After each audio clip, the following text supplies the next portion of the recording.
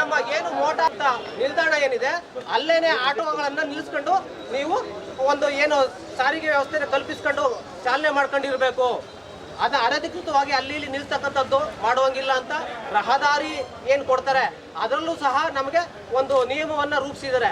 ಆ ನಿಟ್ಟಲ್ಲಿ ರಾಜ್ಯದ ಪ್ರತಿ ನಿಲ್ದಾಣಗಳಲ್ಲೂ ಸಹ ಈ ರೀತಿ ಆಟೋ ಚಾಲಕರಿಗೆ ನಿಲ್ದಾಣಗಳನ್ನು ಒದಗಿಸಿದ್ದಾರೆ. ಇವತ್ತು ಈ ಒಂದು ರಸ್ತೆ ಅಗಲೀಕರಣ ಆದಂತ ಸಂದರ್ಭದಲ್ಲಿ ನಮಗೆ ಒಂದು ಜಾಗ ಸಹ ಚಿಕ್ಕದಾಗಿತ್ತು, ಮತ್ತೆ ನೆರಳಿನ ವ್ಯವಸ್ಥೆನೂ ಸಹ ಇರಲಿಲ್ಲ. ಬಿಸಿಲಿನಿಂದ ಬಹಳ ನಾವು ನಿಂತ್ಕೊಂಡು ಅಲ್ಲಿ ಬವಣೆಯನ್ನ ಅನುಭವಿಸ್ಬೇಕು. ಸಂದರ್ಭದಲ್ಲಿ ಆ ಒಂದು ನೆರಳಿನ ವ್ಯವಸ್ಥೆಯನ್ನ ಮಾಡ್ತೀನಿ ಅಂತ ಹೇಳಿ ಭರವಸೆ ಕೊಟ್ಟು ಆ ಭರವಸೆಯಂತೆ ಅವರು ಒಂದು ನೆರಳಿನ ವ್ಯವಸ್ಥೆಗೆ ಒಂದು ಕಲ್ಪಿಸ್ತಾ ಇದ್ರು, ವ್ಯವಸ್ಥೆಯನ್ನ ಮಾಡಿದ್ರು. ಆದ್ರೆ ಈ ಒಂದು ನಗರಸಭೆಯ ಅಧಿಕಾರಿಗಳು ಬಡ ಆಟೋ ಚಾಲಕರ ವಿರೋಧಿ ನೀತಿಯನ್ನು ಅನುಸರಿಸಿಕೊಂಡು ಇವತ್ತು ಏನು ಆ ನಿಲ್ದಾಣದಲ್ಲಿ ತಂಗುದಾಣ ನಿರ್ಮಾಣ ಮಾಡ್ತಿದ್ರು ನೆರಳಿನ ವ್ಯವಸ್ಥೆಗೆ, ಅದಕ್ಕೆ ನೀವು ನಮ್ಮಿಂದ ಅನುಮತಿ ಪಡ್ಕೊಂಡಿಲ್ಲ ಅಂತಕ್ಕಂಥದ್ದನ್ನ ಹೇಳಿ ಕಾರಣ ಒಡ್ಡಿ ಅಲ್ಲಿರ್ತಕ್ಕಂಥ ಏನು ಸಲಕರಣೆಗಳಿದ್ದೋ ಸಾಮಗ್ರಿಗಳಿದ್ದೋ ಅದರ ಯಾವುದೇ ತಿಳುವಳಿಕೆ ನೋಟಿಸ್ ಅನ್ನು ಸಹ ನೀಡದೇನೆ ತುಂಬಿಕೊಂಡೋಗಿದ್ದಾರೆ. ಇದು ಅಕ್ಷಮ್ಯ ಅಪರಾಧ ಇದು.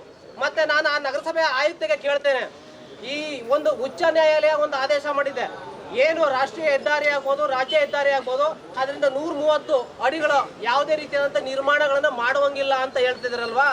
ಅಕ್ರಮವಾಗಿ ಅನಧಿಕೃತ ಕಟ್ಟಡಗಳನ್ನ ಕಟ್ತಾ ಇದ್ದಾರೆ. ಇವತ್ತು ಸಹ ರಸ್ತೆಯನ್ನು ಒತ್ತುವರಿ ಮಾಡ್ಕೊಂಡು ಅಂತಹ ಅಕ್ರಮ ಕಟ್ಟಡಗಳನ್ನ ಯಾಕೆ ತೆರವುಗೊಳಿಸ್ತಾ ಇಲ್ಲ, ಆ ನಿರ್ಮಾಣಗಳನ್ನ ಯಾಕೆ ತಡೀತಾ ಇಲ್ಲ, ಹೋಗಿ ನಿಲ್ಲಿಸ್ತಾ ಇಲ್ಲ.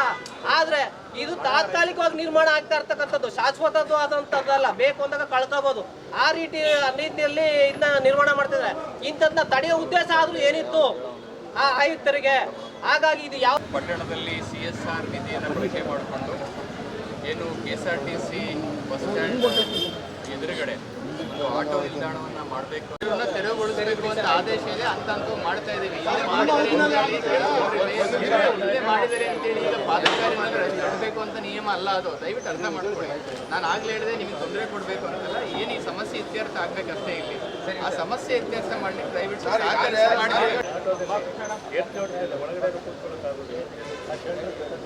ಅದರಿಂದ ಆದಷ್ಟು ಬೇಗ ಈ ಕಾಮಗಾರಿ ಸಮಿತಿಯವರಿಗೆ ಕೂಡಲೇ ಭೇಟಿ ಮಾಡಕ್ಕೆ ಓಕೆ ಸರ್. ಯಾರು ಮಾತಾಡ್ತಾರೆ ಈಗ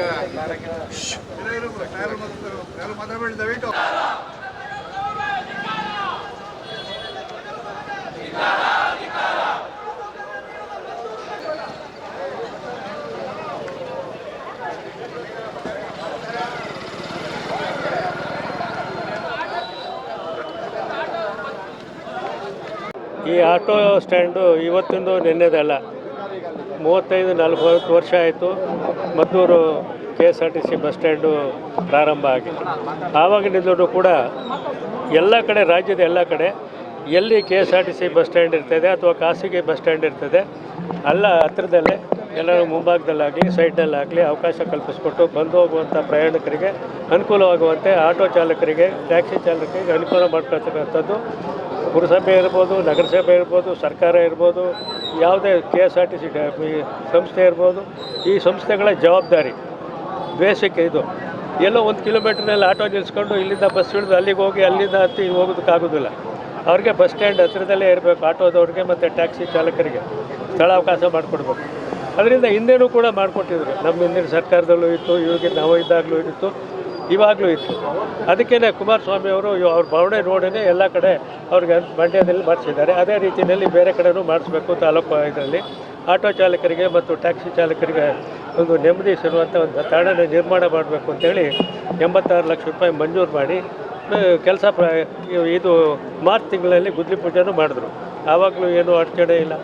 ಅದಾದಮೇಲೆ ಅನೇಕ ಪರ್ಮಿಷನ್ನು ಕೂಡ ತಗೊಂಡಿದೆ, ನಗರಸಭೆಗೂ ಪತ್ರ ಬರೆದಿದೆ, ಹೈವೇನವರಿಂದ ಪರ್ಮಿಷನ್ ತಗೊಂಡಿದೆ, ಎಲ್ಲ ಮಾಡಿದ್ದಾರೆ.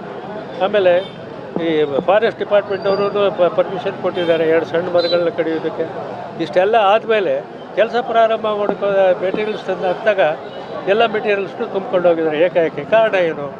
ಅದರಿಂದ ಅದ್ರ ವಿರುದ್ಧ ಆಟೋ ಚಾಲಕರಿಗೆ ಮತ್ತು ಟ್ಯಾಕ್ಸಿ ಚಾಲಕರಿಗೆ ಅವರಿಗೆ ನ್ಯಾಯ ಸಿಗಬೇಕು ಅಂತೇಳಿ ಇವತ್ತಿನ ಹೋರಾಟವನ್ನು ಇಟ್ಕೊಂಡಿದ್ವಿ. ಜಿಲ್ಲಾಧಿಕಾರಿಗಳ ಜೊತೆ ನಾನು ಮತ್ತು ಅಧ್ಯಕ್ಷರಾದಂಥ ರಮೇಶ್ ಅವರು ಬೆಳಗ್ಗೆಯಿಂದಲೂ ಮಾತಾಡಿದ್ದೀವಿ. ಅವರು ಸೂಕ್ತ ಪರಿಹಾರ ದೊರಕಿಸ್ಕೊಡ್ತೀವಿ ಅಂತ ಭರವಸೆ ಕೊಟ್ಟಿದ್ದಾರೆ. ಮತ್ತು 8ರಿಂದ 15 ದಿವಸ ಒಳಗಡೆ ಒಂದು ಕಮಿಟಿ ಮಾಡಿ ರಿಪೋರ್ಟ್ ತರಿಸ್ಕೊಂಡು ನಾನೇ ಖುದ್ದಾಗಿ ಬಂದು ಪರಿಶೀಲನೆ ಮಾಡಿ ನ್ಯಾಯ ಒದಗಿಸ್ಕೊಡ್ತೀನಿ ಆಟೋ ಚಾಲಕರಿಗೆ ಮತ್ತು ಟ್ಯಾಕ್ಸಿ ಚಾಲಕರಿಗೆ ಅಂತ ಹೇಳಿದ್ದಾರೆ. ಈ 10 ದಿವಸದಲ್ಲಿ ಅವ್ರು ನ್ಯಾಯ ಒದಗಿಸಿಲ್ಲ ಅಂದರೆ ನಾನು ಮುಂದಿನ ತೀರ್ಮಾನ ನಾವು ಅವ್ರ ಜೊತೆ ಡಿಸ್ಕಸ್ ಮಾಡ್ತೇವೆ.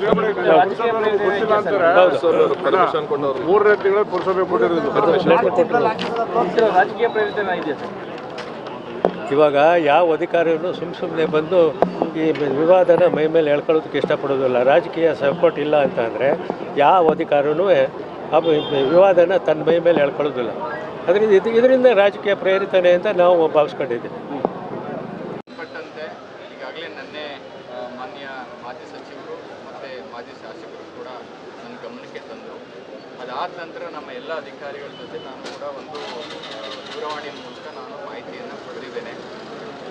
ಇದರಲ್ಲಿ ವಿಚಾರ ಇರ್ತೇನೆ, ಒಂದು ನಿಮಗೆ ತೊಂದರೆ ಮಾಡಬೇಕನ್ನೋದು ಯಾರೋ ಉದ್ದೇಶನೂ ಇಲ್ಲ. ಎರಡನೇದು ಇದರಲ್ಲಿ ಯಾವುದೇ ರಾಜಕೀಯ ಪ್ರೇರಿತನೂ ಕೂಡ ಇಲ್ಲ. ಸಾರ್ವಜನಿಕರು ಪಾದಚಾರಿಗಳ ರಸ್ತೆಗೆ ತೊಂದರೆ ಆಗ್ತಾ ಇದೆ ಅಂತೇಳಿ ದೂರು ಕೊಟ್ಟಂಥ ಕಾರಣದಿಂದ ಅಲ್ಲಿ ನಿರ್ಮಾಣ ಮಾಡೋದು ಬೇಡ ಅಂತೇಳಿ, ಮತ್ತು ಅಲ್ಲಿರ್ತಕ್ಕಂಥ ಏನು ವಸ್ತುಗಳಿದೆ ಆ ವಸ್ತುಗಳು ಪಾದಚಾರಿಗಳಿಗೆ ತೊಂದರೆ ಆಗ್ತಾ ಇದೆ ಅಂತೇಳಿ ದೂರು ಬಂದ ಹಿನ್ನೆಲೆ ತಾತ್ಕಾಲಿಕವಾಗಿ ನಾವು ತಂದು ಇಟ್ಟಿದ್ದೀವಿ ಅನ್ನುವಂಥ ಮಾಹಿತಿಯನ್ನು ಕೊಟ್ಟಿದ್ದಾರೆ. ಈಗ ಇದರಲ್ಲಿ ತಮಗೆಲ್ಲ ತಿಳಿದಂತೆ ಮಾನ್ಯ ಸುಪ್ರೀಂ ಕೋರ್ಟ್ ಇತ್ತೀಚಿನ ಒಂದು ತೀರ್ಪಿನ ಪ್ರಕಾರ ಫುಟ್ಪಾತ್ ಅಂದರೆ ಪಾದಚಾರಿಗಳ ರಸ್ತೆ ಮಾರ್ಗಕ್ಕೆ ಯಾವುದೇ ರೀತಿ ಅಡಚಣೆ ಆಗಬಾರ್ದು, ಅಲ್ಲಿ ಯಾವುದೇ ಕಟ್ಟಡವನ್ನು ಕಟ್ಟಬಾರ್ದು ಅನ್ನೋದು ಒಂದು ಆದೇಶ ಇದೆ. ಈಗ ಹಿಂದೆ ಕಟ್ಟಿರೋದನ್ನು ತೆರವುಗೊಳಿಸಿಲ್ಲ ಅನ್ನೋದು ತಾವು ಕೇಳ್ತಾ ಇರೋದು ಸರಿ ಇದೆ, ಅದನ್ನು ತೆರವುಗೊಳಿಸಬೇಕಾಗತ್ತೆ. ಇನ್ನು ಮುಂದೆ ಮಾಡೋಂಥವಾದರೂ ಕೂಡ ಫುಟ್ಪಾತ್ನಲ್ಲಿ ಮಾಡಬಾರ್ದು ಅನ್ನೋದು ಅದರ ಉದ್ದೇಶ ಅಷ್ಟೇ. ಹಿಂದೆ ಫುಟ್ಪಾತಲ್ಲಿ ಕಟ್ಟಿದರೆ ಈಗ ಕಟ್ಟಬಾರ್ದು ಅನ್ನೋದಕ್ಕಿಂತ ಹಿಂದೆ ಮಾಡಾಗಿದೆ, ಅವನ್ನ ತೆರವುಗೊಳಿಸಬೇಕು. ಆದರೆ ಮುಂದೆ ಮಾಡುವಂಥ ಕೇಸಸ್ಗಳಲ್ಲಿ ಮಾಡೋದು ಆದಷ್ಟು ಕೂಡ ತಡೆಗಟ್ಟಬೇಕು. ಕಟ್ಟಿದ ಮೇಲೆ ಹೊಡೆಯೋದಕ್ಕಿಂತ ಮುಂಚೆನೇ ಒಂದು ತಾಂತ್ರಿಕವಾಗಿ ಪರಿಶೀಲನೆ ಮಾಡಿ ಸಾರ್ವಜನಿಕರಿಗೆ ತೊಂದರೆ ಆಗದ ರೀತಿಯಲ್ಲಿ ಒಂದು ನಿಲ್ದಾಣವನ್ನು ಕಟ್ಟಬೇಕು ಅನ್ನೋದು ಎಲ್ಲರ ಸದುದ್ದೇಶ. ಹಂಗಂತ ನಿಮಗೆ ತೊಂದರೆ ಕೊಡಬೇಕು ಅಂತ ಇಲ್ಲ. ಈಗ ಮಾಜಿ ಸಚಿವರು ಮತ್ತು ಮಾನ್ಯ ಶಾಸಕರು ಕೂಡ ನಮ್ಮ ಜೊತೆ ಮಾತನಾಡಿದ್ದಾರೆ, ಕಚೇರಿನಲ್ಲಿ ಇದ್ರ ಬಗ್ಗೆ ವಿಸ್ತೃತವಾಗಿ ಚರ್ಚೆ ಮಾಡಿದ್ದೇವೆ. ಸೊ ಅದಕ್ಕೋಸ್ಕರ ಈಗ ನಾವು ಏನಂತ ಹೇಳಿದ್ರೆ ನಮ್ಮ ಜಿಲ್ಲಾಡಳಿತದ ಒಂದು ತೀರ್ಮಾನಕ್ಕೆ ಬಂದಿದ್ದೇವೆ. ನಾನು ಇದ್ರ ಬಗ್ಗೆ ಎಲ್ಲ ಇಲಾಖೆಯವ್ರನ್ನೇ ಒಳಗೊಂಡಂತೆ ಒಂದು ಸಮಿತಿಯನ್ನು ರಚನೆ ಮಾಡ್ತೇನೆ.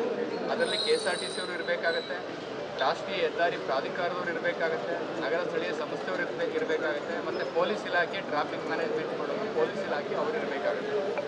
ಅವರೆಲ್ಲರನ್ನೂ ಒಳಗೊಂಡಂತೆ ಒಂದು ಸಮಿತಿ ರಚನೆ ಮಾಡ್ತೇನೆ. ಆ ಸಮಿತಿಯವರು ಸ್ಥಳಕ್ಕೆ ಭೇಟಿ ಕೊಟ್ಟು ಸ್ಥಳ ಪರಿಶೀಲನೆ ಮಾಡಿ ಸೂಕ್ತವಾದಂಥ ಜಾಗ ಆಗುತ್ತಾ ಇಲ್ವಾ ಅಥವಾ ಬೇರೆ ಕಡೆ ಮಾಡಬೇಕಾ ಏನೋದನ್ನು ಪರಿಶೀಲನೆ ಮಾಡಿ ವರದಿ ತೆಗೆದುಕೊಂಡು ಕೂಡಲೇ ಅದಕ್ಕೆ ಈ ಸಮಸ್ಯೆ ಇತ್ಯರ್ಥ ಮಾಡ್ತೀವಿ.